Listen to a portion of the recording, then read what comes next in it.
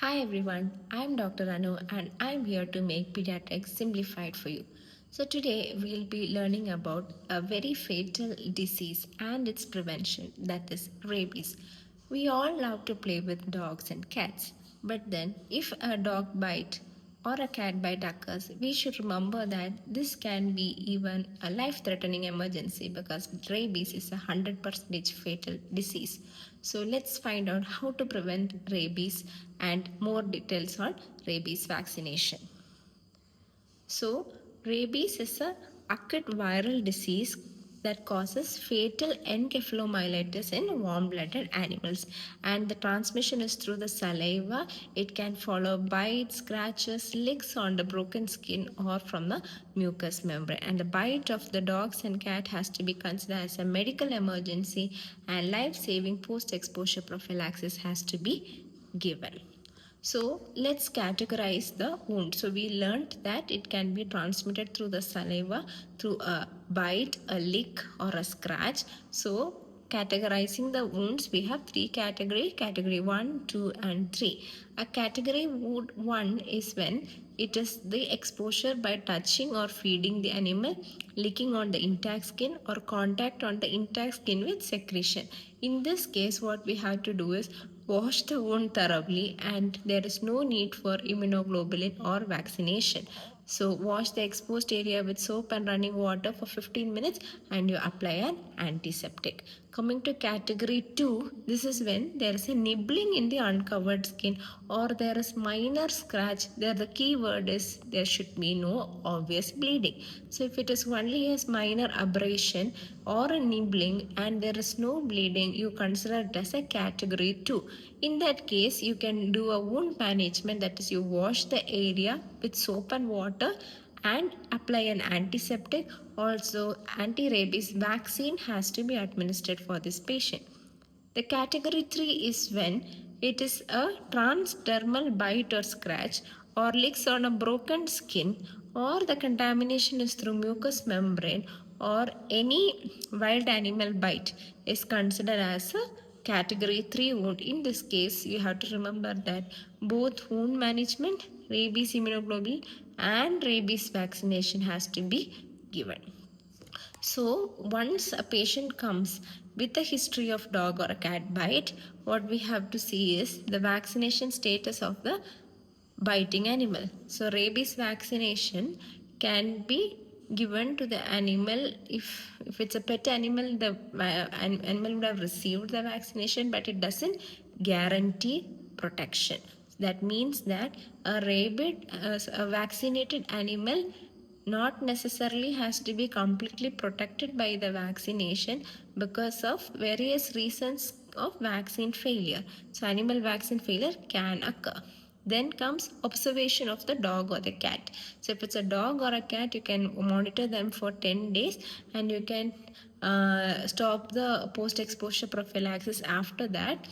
But what you have to remember is the immediate post-exposure prophylaxis has to be started only after 10 days you can discontinue. Then comes provoked or unprovoked bite. Though we say that provoked bite, the chances of the animal being a rabid animal is less, but you cannot take a chance because this is a very fatal disease. Even if it is a provoked bite, anti-rabies vaccination has to be given. Bite by all wild animal is category 3 and bite by rodents does not require a post-exposure prophylaxis. So remember, rabies is 100% fatal. There is no contraindication for post-exposure prophylaxis. Be it an infant, pregnant woman, lactating mother or whatsoever it is, the post-exposure prophylaxis has to be given in case of a dog bite. So coming to the approach to post-exposure prophylaxis, three things that has to be done: manage the wound, passive immunization with immunoglobulin, active immunization with vaccination. So coming to wound management, we'll see step by step. Three management can be done: physical, chemical and biological. So physical, you mechanically remove the virus, that is you wash the area thoroughly with tap water. Chemical is using the soap and applying disinfectant. by inactivating the virus by applying soap in that area, and biological is local infiltration of immunoglobulins in category 3 wound. In this case, what you do is you neutralize the virus. Coming to rabies immunoglobulin. So we were discussing about immunoglobulins. Immunoglobulins can be human or equine. So we have human immunoglobulin and equine immunoglobulin. So rabies immunoglobulin, they are ready-made antibodies. They bind with the rabies virus causing neutralization. You have equine and human form. Equine is heterologous and there is very high chance of anaphylaxis. Human is the homologous form and requires only half dose of equine antiserum. So rabies immunoglobulin equine dose needs twice the dose. So you take 40 international units per kg. Human you take 20 international units per kg.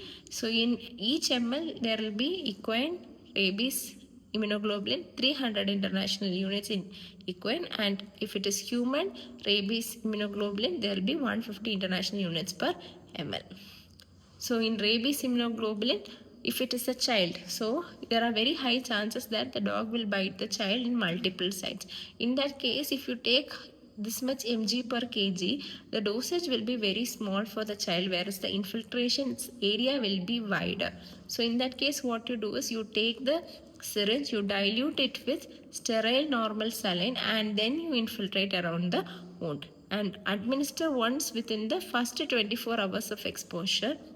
So as soon as the patient comes, you have to administer it then on that day itself, and it need not be meaning you can even give up to 7 days. So if the patient comes delayed, you cannot defer the immunoglobulin because this is life saving. It can be given up to 7 days. And infected bite wound is not a contraindication for immunoglobulin, and serum sickness can happen in equine immunoglobulin, can occur in 7 to 10 days after the injection. So coming to anti-rabies vaccine.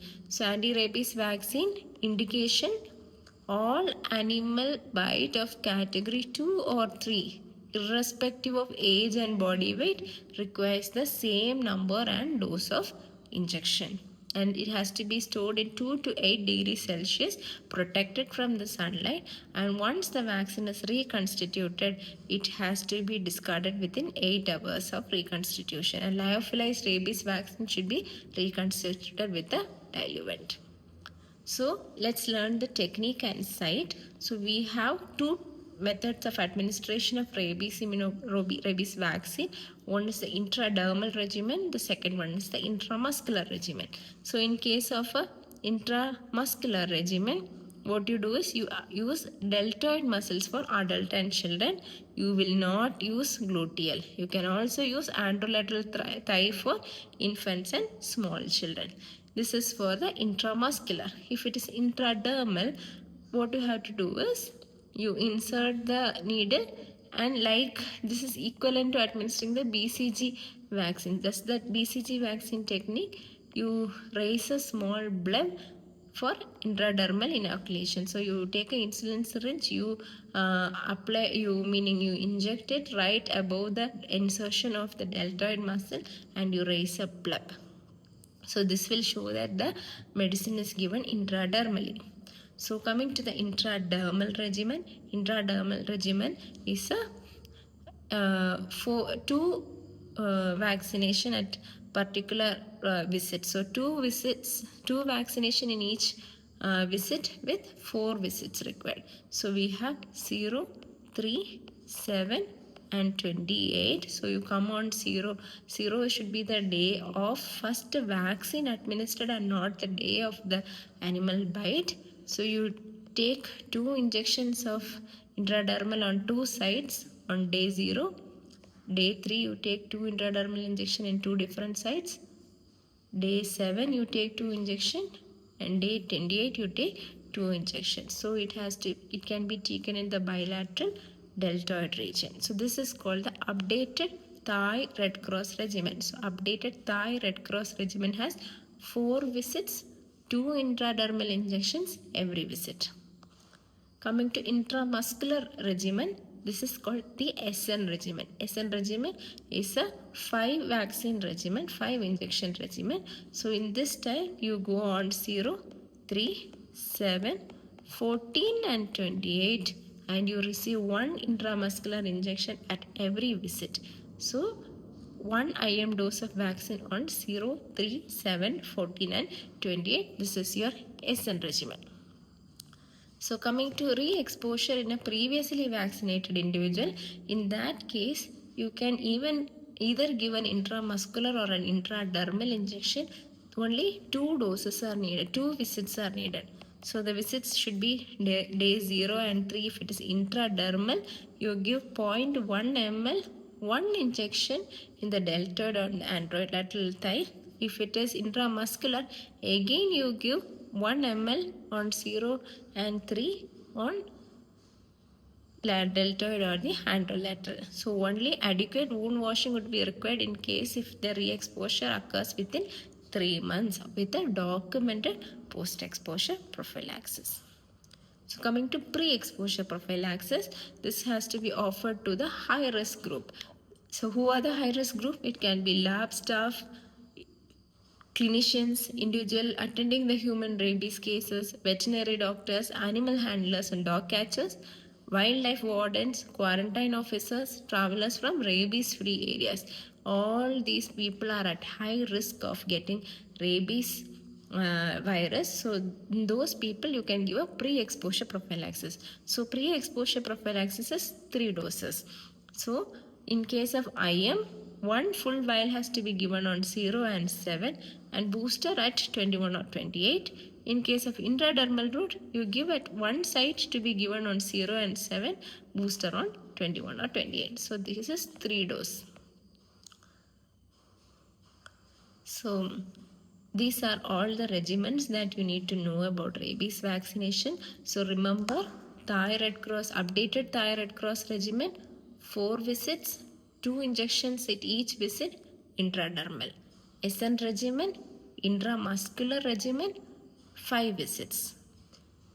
Pre-exposure prophylaxis, 3 visits, 1 injection each. Re-exposure injections, 2 injection day 0 and day 3. If they come within 3 months of post-exposure prophylaxis with another wound, then there is no need to revaccinate if the patient has already received vaccination and it is documented.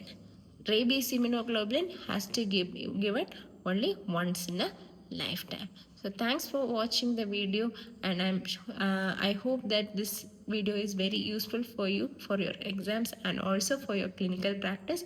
And for more such videos, please follow my channel and leave a like if you like this video. Thank you.